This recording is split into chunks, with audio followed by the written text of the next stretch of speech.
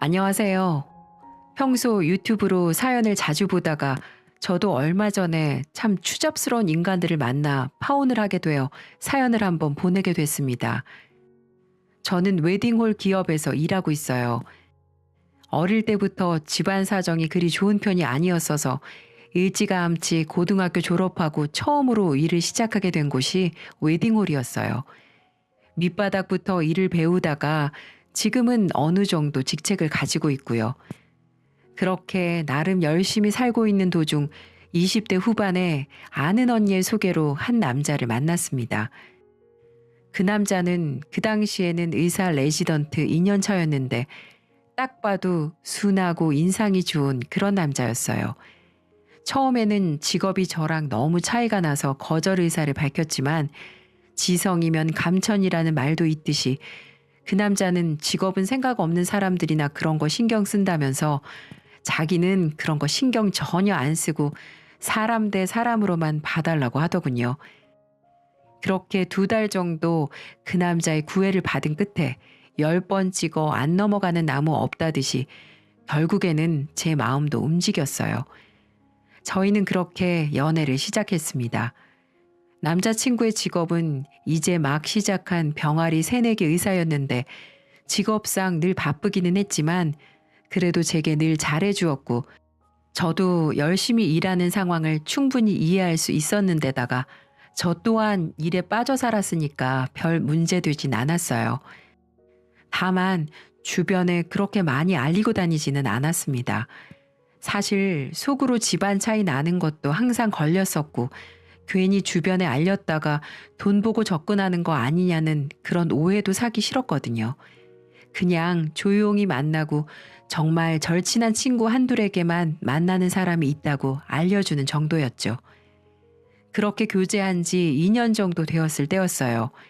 저는 계속 열심히 일해서 직급도 차근차근 올렸고 남자친구도 여전히 의사로서 열심히 일을 하고 있었죠. 그리고 저는 프로포즈를 받게 되었어요. 레스토랑에서 반지를 주면서 제게 결혼하자고 하는데 정말 기쁘기도 했지만 한편으로는 현실적인 생각들에 부딪혀 많은 고민이 들더군요. 남자친구는 그런 제 마음을 다 이해한다는 듯 저를 열심히 설득했습니다. 혼수 많은 거 할 거 없어. 그냥 필요한 살림살이만 하고 집도 신혼집은 작게 시작해서 잘 모아서 천천히 늘려가면 되지. 나도 어느 정도 내 건사할 정도로 벌고 너도 일 안정적으로 잘 하면서 벌고 있잖아. 혹시 어머님 아버님 생활비 걱정되면 나랑 같이 합쳐서 보내드리자. 당시 동생은 제대 후 복학을 한 상태였습니다. 전문대라서 2년이면 졸업이었지만 그래도 학비는 나가니까 자기가 스스로 아르바이트를 하며 벌고 열심히 공부해서 성적 장학금을 받아가면서 어찌저찌 다니고 있었어요. 그래서 집안 수입원을 더 늘릴 수가 없는 마당에 제 결혼은 말도 안 되는 일이라고 생각했습니다. 그래서 그 자리에서 승낙하지 못하고 고민해 보겠노라 말했어요. 그리고 다음 날 말하지 않고 있던 제 연애 이야기를 부모님께 털어놓았죠. 아빠, 엄마 반응이 예상과는 다르더라고요. 두 분은 우선 기뻐하셨습니다. 엄마는 눈물을 흘리시면서 공부도 열심히 하던 애 대학도 못 보내주고 일찍부터 세상 내보내서 얼마나 미안하고 안쓰러웠는데 좋은 남자 잘 만나고 있었다니 엄마가 너무 안심돼 라고 말씀하셨어요. 아빠도 제게 미안하고 고맙다고 하시면서 응원한다고 하셨고요. 결혼 이야기를 꺼냈을 때도 두 분은 긍정적이셨습니다. 다만 아빠가 아빠로서 이런 말하기 부끄럽지만 갖출 거 다 갖춰서 보낼 상황이 못 되는데 네가 상처받을까 봐 그게 걱정이다 라고 하셨죠. 당장 지원해 주실 수 있는 돈은 1,000만 원도 되지 않는다고 하시면서요.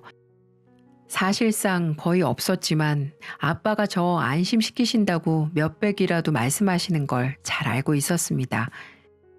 그래도 일단 저도 모아둔 돈이 없는 것도 아니고 남자친구가 혼수나 예단은 크게 안 해도 된다고 거듭 강조해 말하며 저를 안심시켰기 때문에 결혼을 승낙하게 되었어요. 남자친구는 크게 기뻐하면서 상견례 자리부터 갖자고 추진하게 되었죠.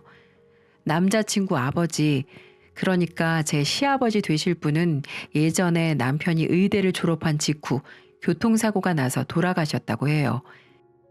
그래서 상견례 자리에는 저와 부모님과 남동생, 남자친구와 시어머니 되실 분까지 이렇게 5명이 모이게 되었습니다. 상견례 날 걱정을 많이 했어요. 어머님께서는 지금이야 남편 잃고 홀로 살고 계시지만 어쨌든 저보다 넉넉한 집안이고 지금도 돌아가신 남편이 남긴 재산을 가지고 아름아름 의류 관련 일을 하셔서 기본적인 경제력은 탄탄하다고 알고 있었거든요. 의대는 학비도 비싸잖아요. 그런데 걱정 없이 다녔으면 말 다 했죠 뭐. 저도 사귀는 동안 대충은 들어서 알고 있었고요. 그래서 저희 부모님이 기죽지는 않으실까, 내가 결혼하겠다고 밀어붙여서 상처받으시진 않을까 정말 걱정을 많이 했습니다. 그런데 생각보다 상견례 자리는 매끄럽게 흘러갔어요. 어머님께서는 마냥 살갑게 사돈, 사돈 하시는 분은 아니셨지만 그래도 기본적으로 무례하게 굴거나 드라마에 나오는 것처럼 집안 수준 차이를 두고 뭐라 하진 않으셨습니다. 애들이 다 컸으니 큰 건 알아서 하겠죠 뭐. 결혼에 있어서 기본적으로 해야 하는 건 사돈께서도 아실 거라고 믿습니다만 뭐 형편에 문제가 있으니 알아서 잘 조절하실 것 같고요. 그런 말씀을 하시긴 했지만 제가 생각했던 최악의 상황과는 상당히 다른 분위기였기 때문에 저는 안심되는 마음에 흐지부지 흘려들었어요. 그렇게 그날의 상견례는 잘 마무리가 되는 듯 했고 저희 부모님께서도 집에 오셔서 생각보다 금전적인 부분 가지고 예민하게 말하는 분은 아니라 좀 놀라기도 했다라고 하시더라고요. 그렇게 저는 감사한 마음으로 결혼을 준비하기 시작했어요. 내 집이 기우니까 시집가서 더 잘해야지 하는 마음이었어요. 시어머니도 당장 나를 막 예뻐하시지는 못해도 열심히 돈 벌고 잘 살면 더 사이가 좋아지겠지 생각했었고요. 그런데 어느 날 일하고 있던 중 전화 한 통을 받았습니다. 상견례가 끝나고 나서 한 달하고 일주일이 좀 넘은 때로 기억해요. 남자친구랑 한창 집 알아보고 웨딩드레스 숍을 알아보던 때였죠. 처음 보는 번호여서 받았는데 대뜸 나 민수 엄마야 그러더라고요. 바로 남자친구의 어머니셨죠. 저는 조금 놀랐지만 네 어머니 무슨 일이세요? 하고 여쭈었습니다. 우리 둘만 잠깐 만나자. 민수한테는 이야기하지 말고 라고 하시길래 뭔가 심각한 일이 있나 싶었어요. 그런데 제가 거기서 싫다고 하거나 그럴 짬이 있나요? 그냥 네 어머니 알겠습니다 하고 말았죠. 그날 퇴근하고 나서 어머니가 오라고 한 카페로 나갔습니다. 나갔더니 어머니 혼자 앉아 계시더라고요. 저는 사뭇 긴장한 상태로 맞은편에 앉았고요. 민수한테 말 안 하고 온 거 맞지? 네, 그럼요. 어머니 그런데 무슨 일 있으세요? 너네 웨딩홀 계약했니? 아니요, 아직이요.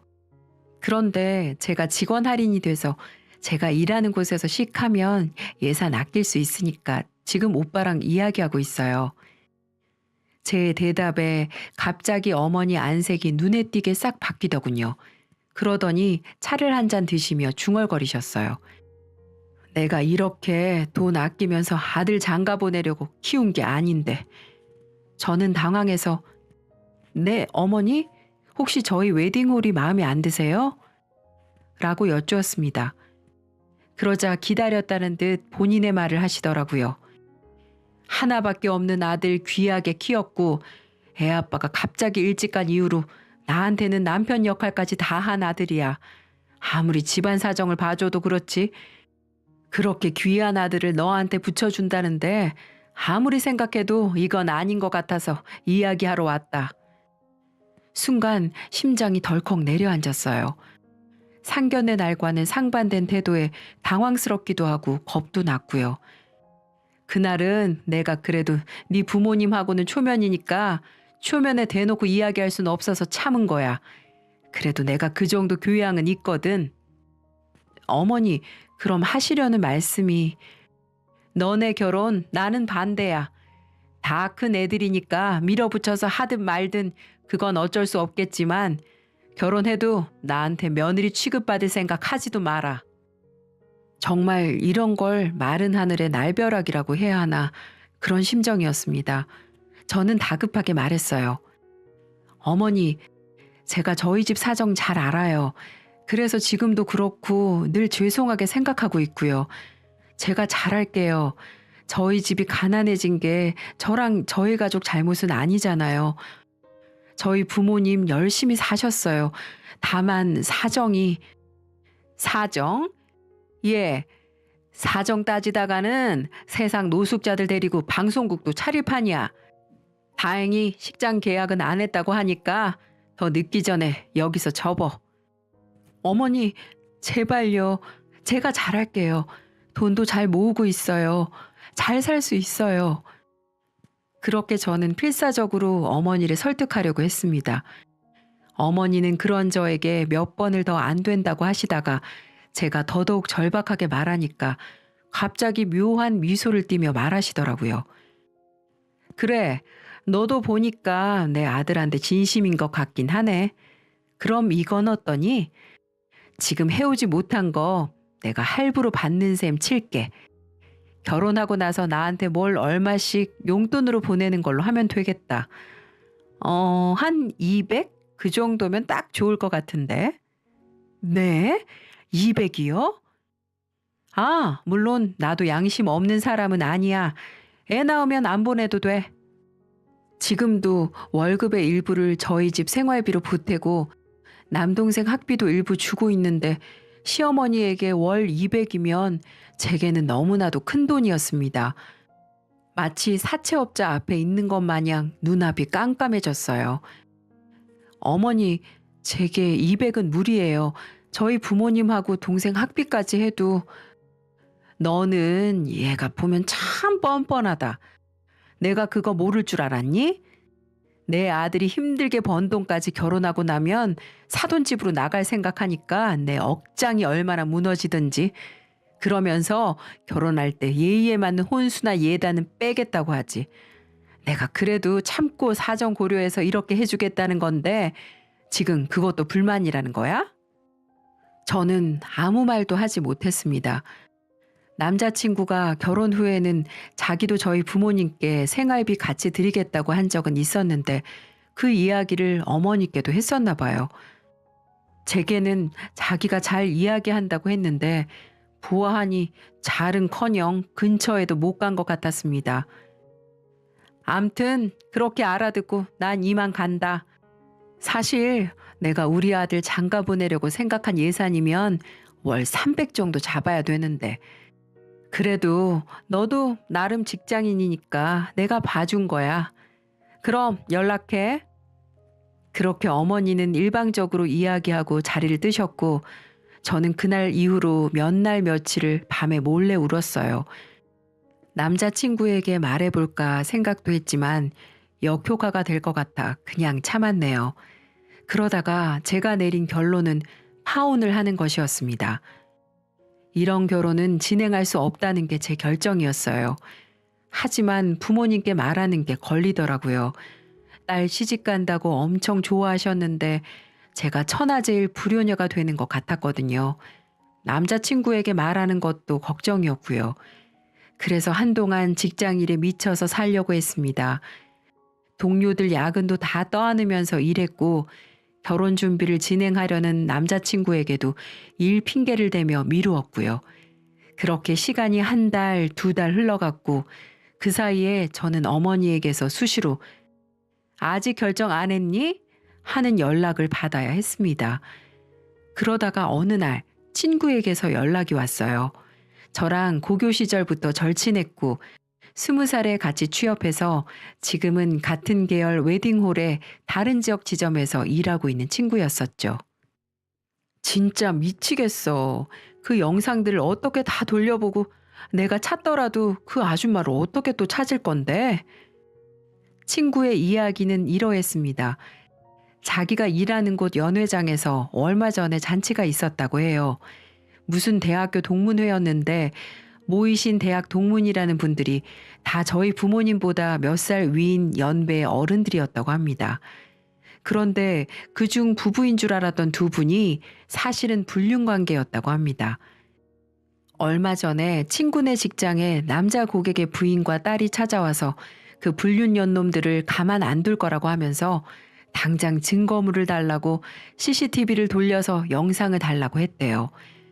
그 고객이 꽤나 있는 집 사모님이었는지 친구가 결국 지난 시간들의 영상들을 다 찾아서 추려야 하게 됐다고 하네요. 남자친구의 연락을 피할 핑계가 필요했던 저는 도와주겠다고 하고 친구 집으로 가서 함께 영상들을 뒤지기 시작했습니다. 꽤 오래 걸리더라고요. 한 3시간 가까이 찾았거든요. 그러다가 친구가 저기 있다. 대학교 동문회 현수막. 이러고 외쳤어요. 그 날짜에 그 시간을 기준으로 앞뒤 2시간 정도 영상들을 돌려보았습니다. 그러다 친구가 어머머머, 요즘 어르신들 우리한테 잔소리하면 안 되겠네. 저렇게 공개적으로 하더라고요. 보니까 화면 속에서 남녀 어른 두 분이 찐하게 있었어요. 주변에서는 환호를 하고요. 친구가 이거 따면 되겠다.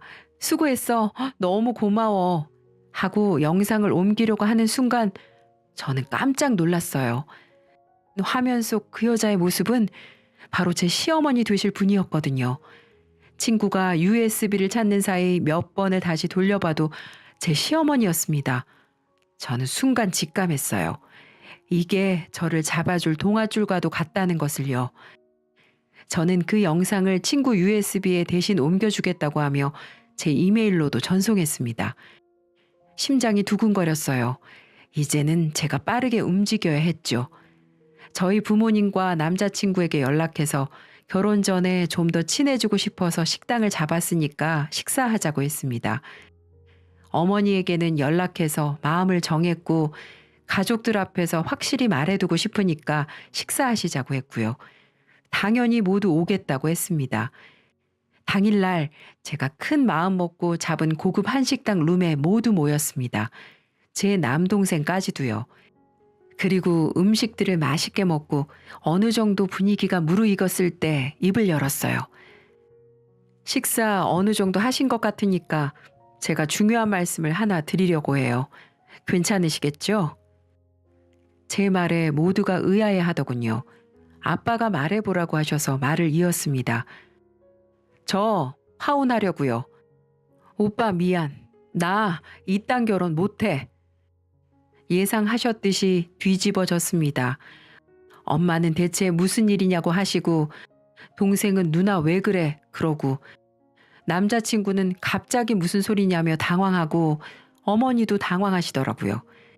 저는 어머니가 제게 했던 제안을 모두 말했습니다.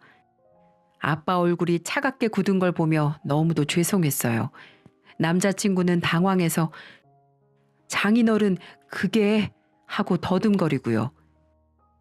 아니 그래요. 솔직하게 얘기해서 내가 마음을 써준 거예요. 한꺼번에 못하는 거 천천히 살면서 갚으라는 건데 뭐가 문제야 진짜? 뻔뻔한 어머니 태도에 엄마는 기가 막혀 하시고 동생 얼굴도 붉어졌어요. 아빠는 내 딸 이런 집에 시집 못 보낸다 라고 하시며 일어나시려는데 제가 붙잡았습니다. 아직 할 말이 남았으니까요. 아빠 걱정 마세요.